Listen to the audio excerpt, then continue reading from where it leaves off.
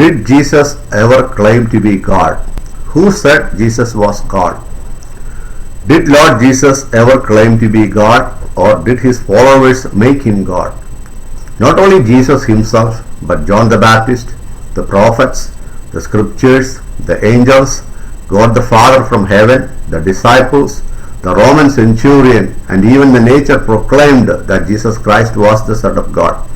Christians did not have to make Jesus God. Jesus was God before and after he appeared in the flesh. Only one verse from the Gospel of Luke is more than enough to prove the divinity of Jesus Christ. God sent angel Gabriel to Virgin Mary, and he told her about the miraculous birth of Jesus. This is what Gabriel told her. The Holy Spirit will come upon you, and the power of the Most High will overshadow you. So the Holy One to be born will be called the Son of God. Luke 1:35. The angel told Mary for this very reason that the Holy Child was to be born of the Spirit of God. He would be called the Son of the Most High God.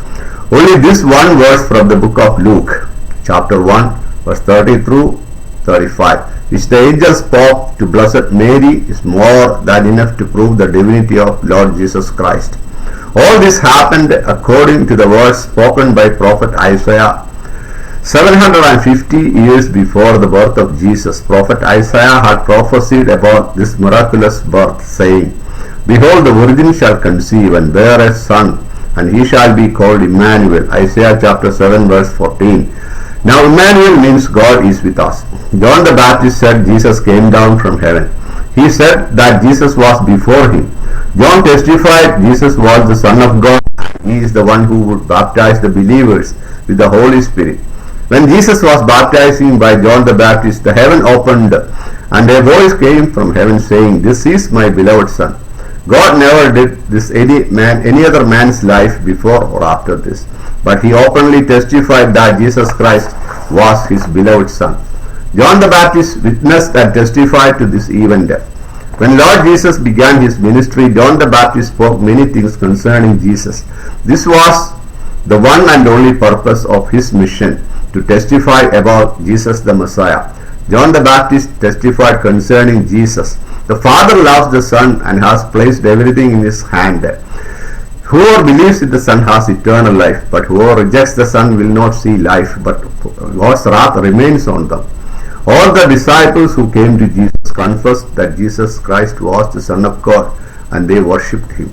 Many times evil spirits came out of people crying out, saying to Jesus, You are the Son of God. The Roman centurion who was watching the crucifixion said Jesus was the Son of God. Noticing all the distress signs in nature like darkness, earthquakes, and all that happened at the time of Jesus' crucifixion, the Roman centurion who was over the soldiers stated that Jesus truly was the Son of God. Not only at the time of his death, but also at the time of his birth, nature proclaimed in its own way that Jesus Christ was the Son of God. Angels celebrated the birth of Jesus, singing and rejoicing.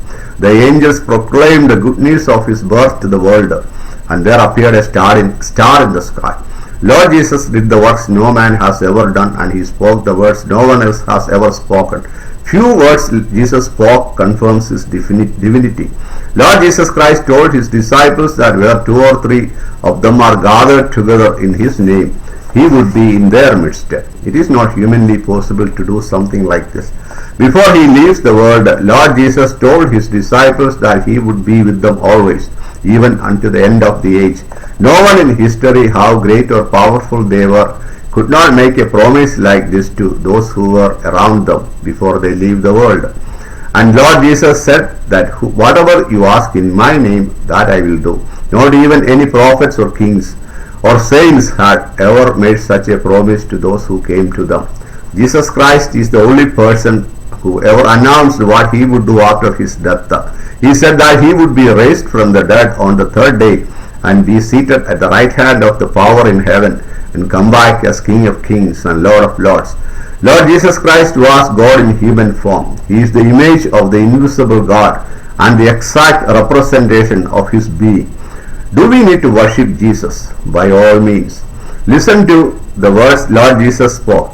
The Father judges no one, but has entrusted all judgments to the Son, that all may honor the Son just as they honor the Father. Whoever does not honor the Son does not honor the Father who sent him. John chapter 5 verse 22 and 23.